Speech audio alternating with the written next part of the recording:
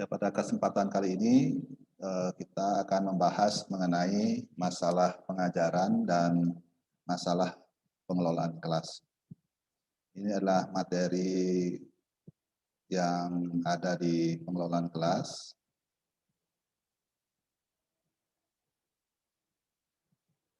Jadi kalau kita kembali mengingat apa yang telah kita bicarakan pada pertemuan yang lalu, jadi di dalam aspek pembelajaran yang nanti kita lakukan, itu ada pengelolaan pengajaran dan pengelolaan kelas. Jadi ini adalah bagian dari dua hal yang utama yang harus kita kuasai bersama dalam rangka untuk memastikan bahwa proses pembelajaran yang kita sedang laksanakan itu berjalan dengan baik dan lancar. Jadi dari aspek pengelolaan pengajaran kita bisa memaknai bahwa dalam menangani tugasnya, mungkin kita nanti akan sering menghadapi permasalahan dengan kegiatan-kegiatan yang ada di kelas kita sendiri. Jadi permasalahan itu nanti akan ada dua jenis, yakni yang menyangkut masalah pengajaran dan yang menyangkut masalah pengelolaan kelas. Jadi kita sudah sering mengulas mengenai hal ini, sehingga di dua permasalahan ini tentu memiliki pemecahan-pemecahan yang berbeda-beda. Nah, kita nanti sebagai seorang guru tentu harus mampu membedakan kedua masalah ini dan menemukan cara pemecahannya dengan tepat. Jadi amat sering terjadi guru-guru menangani masalah yang bersifat pengajaran dengan pemecahan yang bersifat pengelolaan atau sebaliknya. Mungkin kalau saya contohkan, seorang guru berusaha membuat penyajian pelajaran lebih menarik agar siswa yang mungkin sering tidak masuk menjadi lebih tertarik untuk menghadapi pembelajaran yang sedang dilakukan. Padahal siswa tersebut tidak senang berada di kelas karena mungkin ia merasa tidak diterima oleh kawan-kawannya. Jadi dalam konteks ini sesungguhnya pemecahannya bukan membuat pelajaran lebih menarik, tetapi bagaimana sesungguhnya siswa ini bisa diterima oleh kawan-kawannya. Padahal dalam konteks itu mungkin permasalahan yang terjadi adalah permasalahan pengelolaan kelas. Kemudian masalah pengajaran tentu harus ditangani dengan pemecahan yang bersifat pengajaran, dan masalah pengelolaan harus ditangani dengan pemecahan yang bersifat pengelolaan. Jadi pada intinya adalah pengelolaan pengajaran itu adalah upaya guru dalam membantu siswa dalam rangka mencapai tujuan khusus pengajaran secara langsung. Dalam hal ini akan lebih banyak pada persoalan konten, materi yang mungkin sudah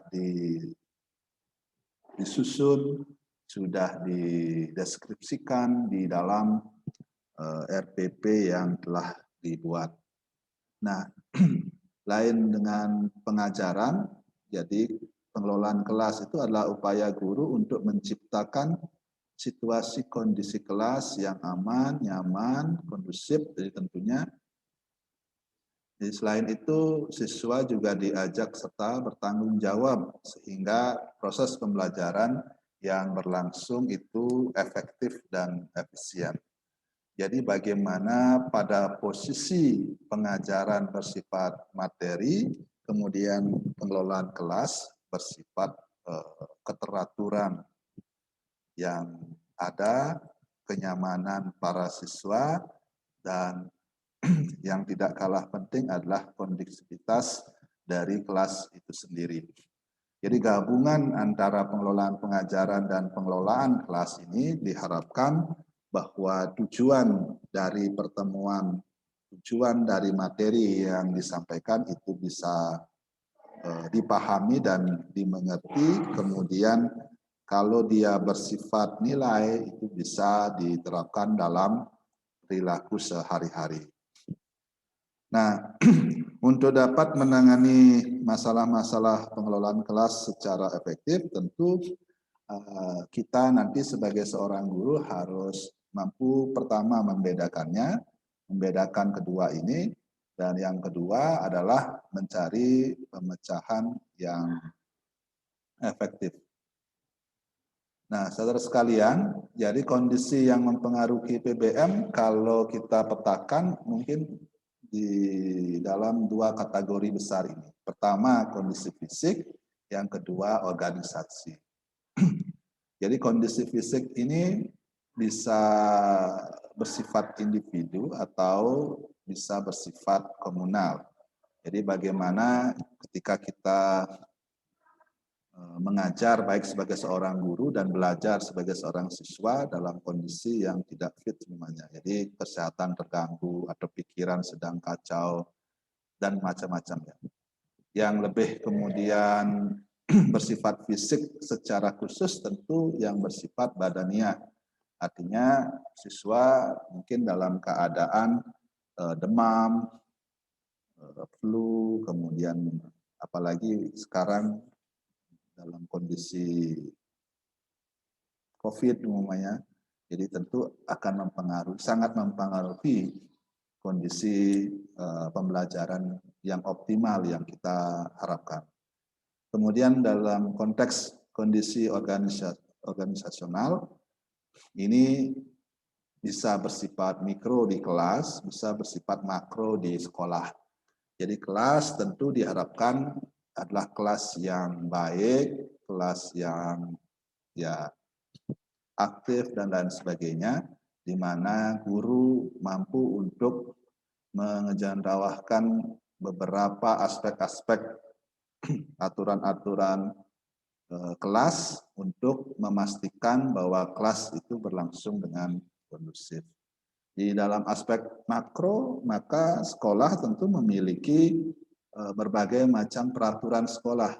Jadi mulai dari yang tertulis maupun yang tidak tertulis. Dan oleh kepala sekolah kemungkinan itu sudah disampaikan terus-menerus melalui pertama upacara bendera, yang kedua pengarahan secara langsung pada situasi kondisi tertentu.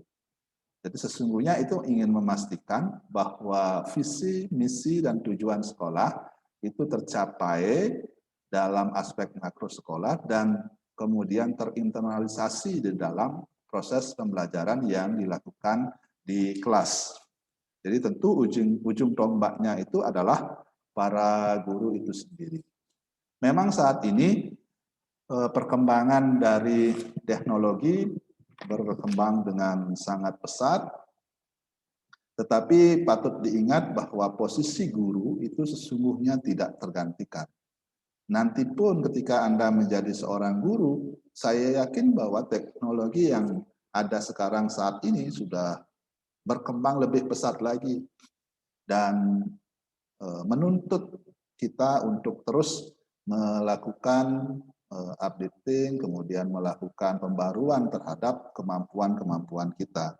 Tetapi sekali lagi bahwa posisi kita sebagai seorang guru itu tidak akan pernah tergantikan. Karena kita menjadi fasilitator belajar bagi para peserta didik kita.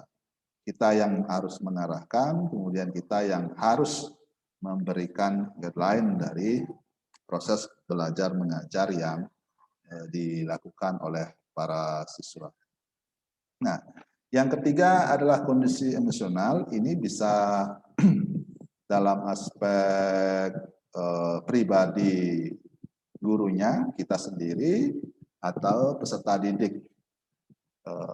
Kalau di dalam Yoga Sutra Patanjali, kalau pernah Anda baca, ya pikiran-pikiran itu mungkin seperti diibaratkan seperti kera, jadi loncat sana, loncat sini gitu. Sehingga perlu untuk kendalikan. Pengendaliannya dengan apa? Dengan yoga samadhi. Nah, begitu juga dengan emosional, kalau kita tidak mampu untuk mengerem pikiran kita, mengendalikan pikiran kita, jadi tentu pada posisi-posisi tertentu yang kita anggap tidak menyenangkan akan terjadi emosional. Dan ini tentu akan mempengaruhi. Jadi bagaimana kemudian dalam posisi marah namanya, kita diminta untuk belajar agama.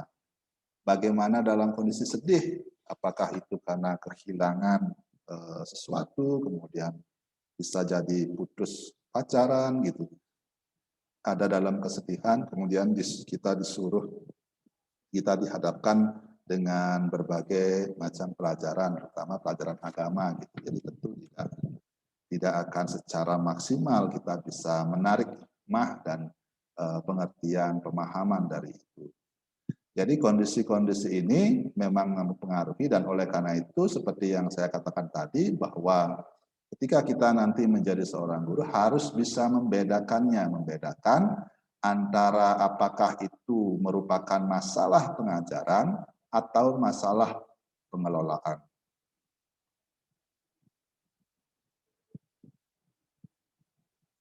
Nah, untuk dapat menangani masalah pengelolaan kelas, maka guru harus mampu pertama mengenali secara tepat berbagai jenis masalah pengelolaan kelas. Ya, terkait dengan masalah-masalah pengelolaan kelas, nanti kita akan ada materi lanjutannya, tetapi paling tidak di awal kita sudah mengetahui dan mengidentifikasi sesungguhnya permasalahan yang terjadi itu karena apa. Jadi kalau kita lebih dulu telah melakukan identifikasi, otomatis kita akan mampu untuk menggunakan pendekatan yang tepat.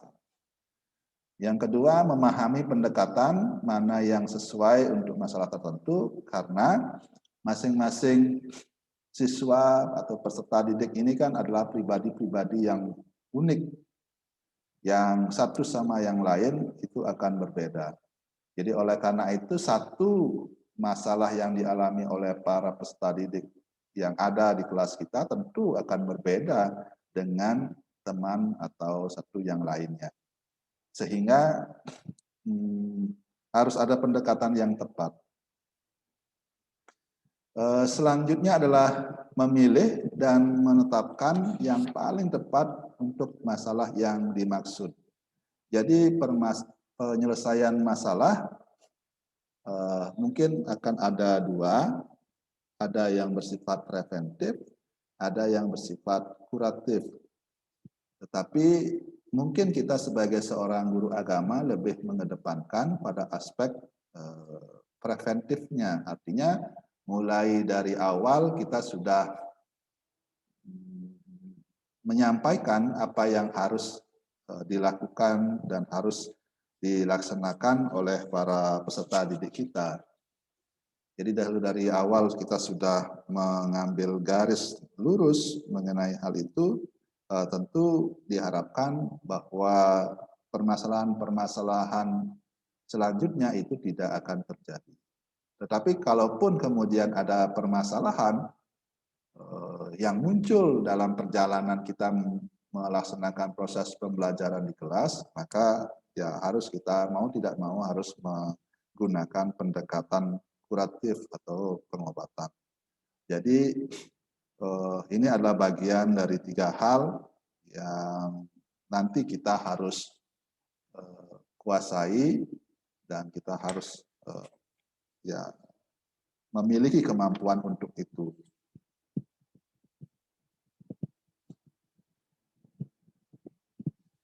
Nah, berkaitan dengan masalah pengelolaan kelas itu sendiri, jadi kita mungkin dalam hal ini bisa mempetakannya menjadi 2 jenis masalah, yaitu yang mungkin bersifat perorangan dengan bersifat kelompok. Nanti masalah deskripsi mengenai apa itu masalah perorangan dan masalah kelompok, jadi kita akan bicarakan pada pertemuan selanjutnya. Namun disadari bahwa masalah perorangan dan masalah kelompok ini sesungguhnya seringkali itu menyatu, ya. Jadi amat sukar sesungguhnya dipisahkan dari satu dengan yang lainnya. Cuma walaupun demikian, perbedaan antara kedua jenis masalah ini sesungguhnya akan lebih terlihat, kemudian lebih bisa diketahui ketika kita memang melakukan identifikasi terlebih dahulu. Jadi namun demikian pembedaan antara kedua jenis masalah itu akan bermanfaat terutama ketika kita nanti ingin mengenali dan menangani masalah yang ada dalam kelas yang menjadi tanggung jawab kita sendiri. Walaupun nanti Anda sekalian menjadi guru agama, jadi artinya tidak menjadi guru wali kelas, tetapi paling tidak kita sebagai seorang guru agama juga memberikan kontribusi terhadap bagaimana masalah-masalah yang ada di kelas tersebut tertangani dengan baik. Nah, kembali pada aspek pengelolaan kelas, itu sesungguhnya dilakukan bukan tanpa tujuan, ya. Karena ada tujuan bahwa kita harus selalu berusaha mengelola kelas, walaupun terkadang kelelahan fisik maupun pikiran kita rasakan. Jadi setiap saat, setiap waktu, kondisi-kondisi para peserta didik kita mungkin akan berubah.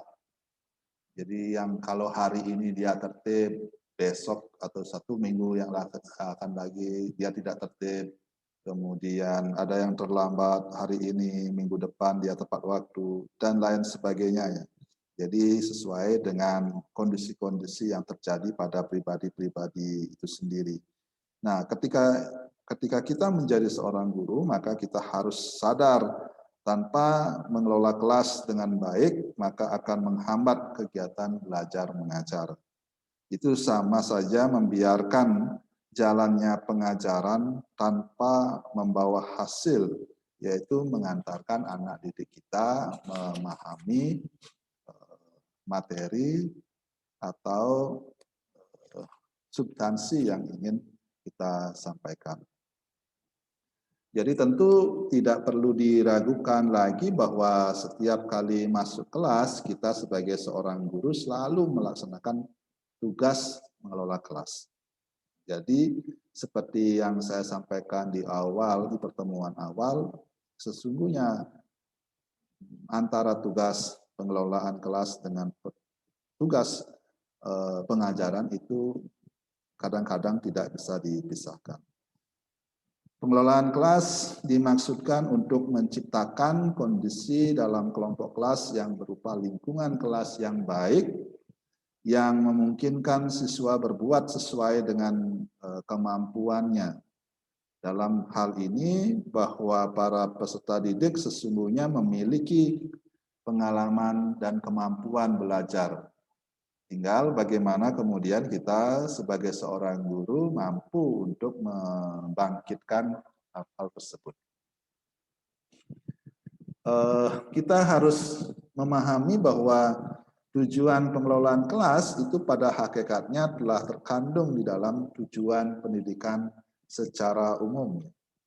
Jadi dalam hal ini kembali saya mengingatkan bahwa secara umum sesungguhnya tujuan kelas adalah penyediaan fasilitas bagi bermacam-macam kegiatan belajar siswa di dalam lingkungan sosial, emosional, dan intelektual di dalam kelompok belajar atau kelas yang sedang berlangsung.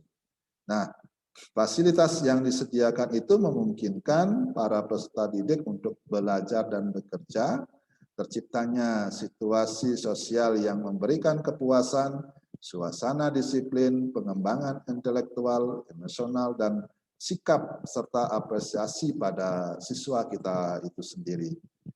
Nah, kembali juga saya mengingatkan, mungkin nanti Anda baca beberapa bukunya Suharsini Arikundo. Jadi pada konteks ini tentu ketika kita melaksanakan pengelolaan kelas itu agar setiap anak di kelas dapat bekerja dengan tertib sehingga segera tercapai tujuan pengajaran yang efektif dan efisien. Nah, yang menjadi pertanyaan kemudian adalah apa sih sebenarnya yang menjadi indikator dari sebuah kelas yang tertib itu sendiri. Nah, kalau saya memaknai bahwa indikator dari sebuah kelas yang tertib tersebut, yang pertama, setiap anak tentu harus bekerja, tidak macet, tidak diam, artinya tidak ada anak yang terhenti karena tidak ada tugas yang harus dilakukan atau tidak dapat melakukan tugas yang diberikan kepadanya. Kemudian indikator yang kedua, setiap anak terus melakukan pekerjaan tanpa membuang waktu, artinya setiap para peserta didik akan bekerja secepatnya supaya lekas menyelesaikan tugas yang diberikan kepadanya. Termasuk juga bagaimana para peserta didik itu mampu untuk pertama melihat guru dan rekan-rekannya dengan baik, kemudian mendengarkan apa yang disampaikan, dan terakhir tentu muaranya adalah memahami dari apa yang sedang dibicarakan tersebut. Apabila ada para peserta didik yang walaupun tahu dan dapat melakukan tugasnya, tetapi mengerjakannya kurang bergairah dan mengulur waktu bekerja, maka kelas tersebut tentu tidak bisa kita jadikan indikator atau kelas tersebut dapat dikatakan tidak tertib ya. Jadi beda antara yang mungkin saya sampaikan yang pertama dengan yang kedua.